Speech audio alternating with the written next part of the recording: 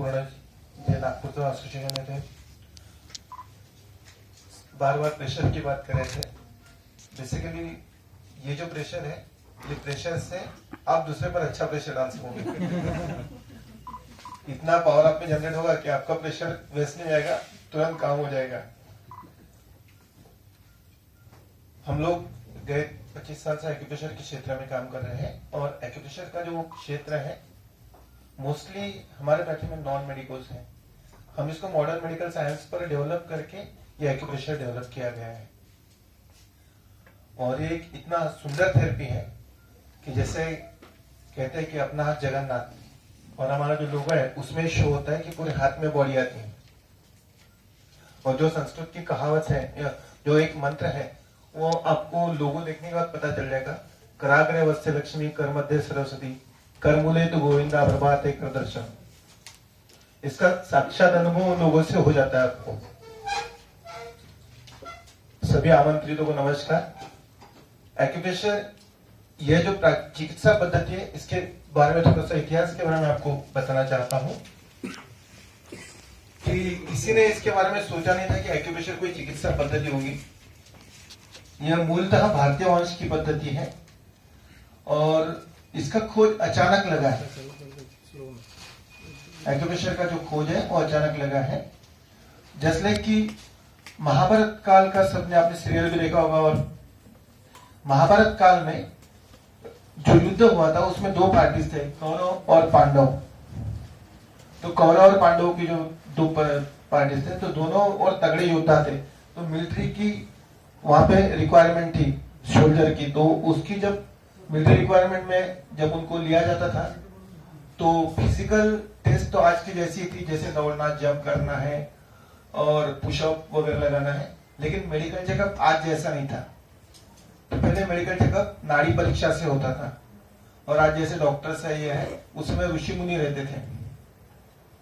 तो इतने ज्यादा सैनिकों की आवश्यकता थी तो सब मेडिकल चेकअप करके में पता चला किसका पैर दर्द है तभी भी वो घोड़े पे बैठ सकता है, किसका सर दर्द है लेकिन उलझ सकता है। ऐसे बहुत सारे छोटे मोटे दर्द के साथ साथ वहां पे मिलिट्री की भर्ती हुई। तो पहले का युद्ध सुबह चालू होता था और शाम को खत्म होता था और बाकी सोल्जर आपस में मिलते थे। तो जब वो शाम को मिलते थे वो शेयर करते थे अपनी बातें कि अरे मुझे पैर को लग गया तो मेरे गर्दन का ठीक हुआ, कोई बोले मेरे पेट में वो घोड़े की लात लग गई तो एकदम से मेरे अंगूठे का जो सूजन था वो कम हो गया, कोई बोले कि मुझे वो तलवार की उंगली कट गई तो फट से मेरा जो है राइट हैंड में लेफ्ट हैंड में ताकत फील हुई। तो ये सब डाटा हजारों सैनिकों का मेडिकल डाटा पहले से उनके पास प्रिपेयर्ड था ऋषि मुनियों के पास। फिर ये सब डाटा शेयर करने के बाद उनको पता चला कि इसमें कुछ तो भी तथ्य है। तब जहां पे लगा वहां पे हाथ दबाया तो लगा तो बहुत जोर से दर्द होता था, लेकिन जहां पे दर्द है वहां पे आराम होता था। इसलिए ऋषि मुनियों ने इसे जो आयुर्वेद में 18वें संहिता में सुश्रुत संहिता में 18वें अध्याय में वाग्भट्ट ऋषि ने बताया है मर्म विद्या नाम से। एक जस्ट इतना हाई फाई बोलने वाले, आपने कभी कमल हसन का एक पिक्चर देखा होगा हिंदुस्तानी, उसमें वो उंगलियों से ट्विस्ट करके बेहोश कर देता है, पैरालाइज कर देता है। It's a destructive part of acupressure. और जो एक्यूप्रेशर जो है मर्म विद्या कंस्ट्रक्टिव पार्ट है। तो बाद में यह उस समय यदि साइंस है करके परंपराओं में डाला गया। ताली बजाना it's a part of acupressure. अभी आप एक्यूप्रेशर सुनने के बाद जब मेरा लेक्चर खत्म होगा तो मुझे लगा इतने जोर से ताली बजाएंगे आपकी छत क्रैक हो जाएगा। आपको तालियों का महत्व बाद में पता चल जाएगा। तो एक्यूप्रेशर बाद में आप लोग एक्यूपंक्चर के बारे में जानते हो।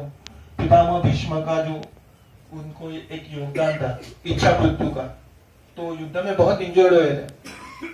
तो अर्जुन ने जो एरो यानी बाण का पलंग बनाया था उसके ऊपर उनको लेटाया था।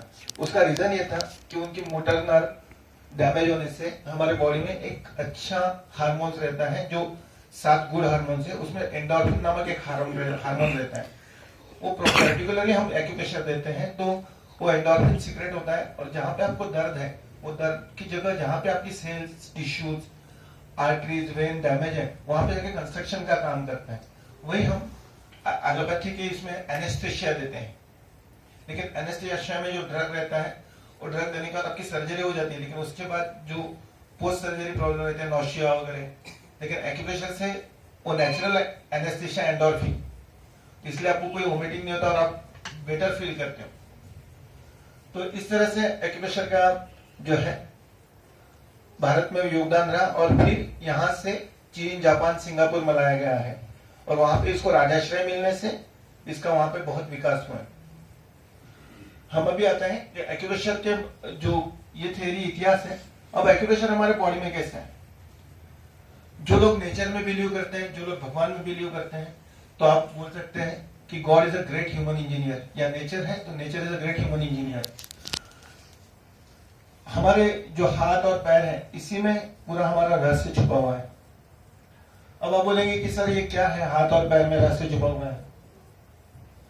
तो हाथों में हमारे, जो आपके पास शायद सभी ने हाथ लाया है कि घर पे भूल गए, ऊपर कीजिए, हाथ लाया है सभी ने?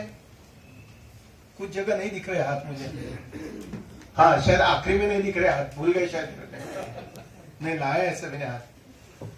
आपका जो हाथ है, आपके जो पैर है, ये आपके बॉडी को रिप्रेजेंट करते हैं।